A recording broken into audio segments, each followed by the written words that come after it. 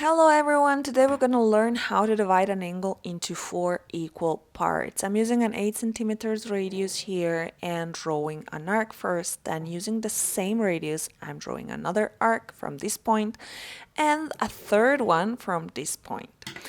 The two arcs need to intersect in one point, which I will align with my ruler and connect to the opposite point to divide my angle into 2. So this is a diagonal. Then I'm connecting these other 2 points with another line. I'm using a dashed line because I only need the 2 intersections with the 2 arcs, not the whole line.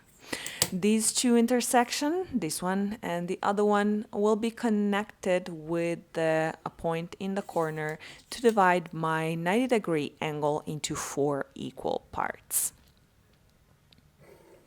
Each one of these slices is 22.5 degrees. So make sure to subscribe to my channel for more content like this. Bye!